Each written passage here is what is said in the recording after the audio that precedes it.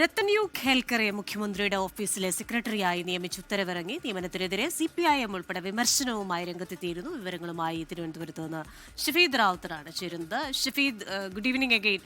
അപ്പോൾ പല കോണുകളിൽ നിന്ന് വിമർശനങ്ങൾ വരുന്നുണ്ട്. മുഖ്യ തെരഞ്ഞെടുപ്പ് ഓഫീസറുടെ കുപ്പായത്തിലിരുന്ന ഒരു വ്യക്തി മുഖ്യമന്ത്രിയുടെ ഓഫീസിലെ സെക്രട്ടറിയായി മാറുന്നു. അതെങ്ങനെ സംഭവിച്ചു?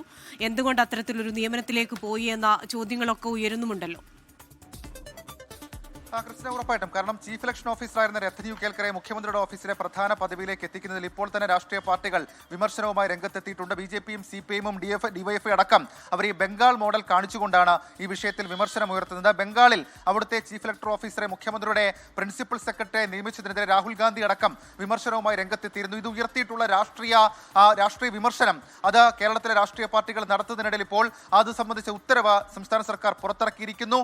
രത്തന്യു ഖേൽക്കറെ മുഖ്യമന്ത്രിയുടെ ഓഫീസ് സെക്രട്ടറിയായി നിയമിച്ചാണ് ആ ഉത്തരവ് ഇറങ്ങിയിരിക്കുന്നത്. ഇന്നലെ വൈകിട്ടോടുകൂടിയാണ് ഇക്കാര്യത്തിൽ തീരുമാനമെടുത്തത്. ഇത് വലിയ രാഷ്ട്രീയ വിവാദമായി, പ്രത്യേകിച്ച് ചെയ്തു കൊടുത്ത കാര്യങ്ങൾക്കുള്ള ഉപകാര സ്മരണയായിട്ട് ആണോ ഈ നിയമനം എന്നൊക്കെയുള്ള ചോദ്യങ്ങൾ അത് രാഷ്ട്രീയ പാർട്ടികൾ ഉയർത്തുന്നതിനിടെ ആ ഉത്തരവ് അല്പസമയം മുൻപ് പൊതുഭരണ വകുപ്പ് പുറത്തിറക്കിയിട്ടുണ്ട്. ഇതിൽ ഏറ്റവും പ്രധാനപ്പെട്ട കാര്യം, രത്തന്യു ഖേൽക്കർ ഈ കഴിഞ്ഞ നിയമസഭാ തെരഞ്ഞെടുപ്പിന് തൊട്ടു മുൻപാണ് അദ്ദേഹം ചീഫ് ഇലക്ഷൻ ഓഫീസറുടെ പദവിയിലേക്ക് എത്തുന്നത്. അതിനുശേഷം പലതരത്തിലുള്ള വിവാദങ്ങൾ, പ്രത്യേകിച്ച് SIR നടത്തിപ്പുമായി ബന്ധപ്പെട്ട്, അതേപോലെ തന്നെ ഈ വോട്ടർമാരെ കൂടുതൽ ആകർഷിക്കുന്നതുമായി ബന്ധപ്പെട്ട്, അതിനൊക്കെ അപ്പുറത്തേക്ക് വോട്ടിംഗ് ശതമാനം കൂട്ടിയതടക്കമുള്ള കാര്യങ്ങളിൽ തെരഞ്ഞെടുപ്പ് കമ്മീഷൻ ഇടപെടൽ വലിയ രീതിയിൽ ശ്രദ്ധയാകർഷിച്ചിരുന്നു. 2003 സിവിൽ സർവീസ് ഉദ്യോഗസ്ഥരാണ് അദ്ദേഹം. നേരത്തെ കണ്ണൂർ ജില്ലാ കളക്ടറായിട്ടും ആരോഗ്യ വകുപ്പിലുമൊക്കെ സേവനം അനുഷ്ഠിച്ചിട്ടുണ്ട്. അദ്ദേഹത്തിന്റെ മെറിറ്റ് നോക്കിയിട്ടാണ് മുഖ്യമന്ത്രിയുടെ ഓഫീസിൽ സെക്രട്ടറിയെ നിയമിച്ചത് എന്നുള്ളതാണ് കോൺഗ്രസ് നേതാക്കളുടെ ഇക്കാര്യത്തിലെ വിശദീകരണം.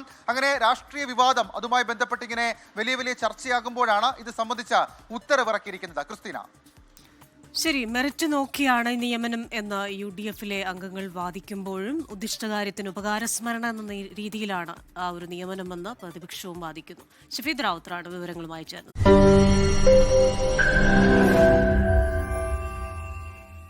ലോകത്തെവിടെയായാലും ഏത് സമയത്തും 24 വാർത്തകളും ഓഗ്മെന്റഡ് റിയാലിറ്റി പാക്കേജുകളും എക്സ്പ്ലെയിനറുകളും വിശദമായി കാണാൻ ഞങ്ങളുടെ YouTube ചാനൽ നിങ്ങൾക്ക് സബ്സ്ക്രൈബ് ചെയ്യാം.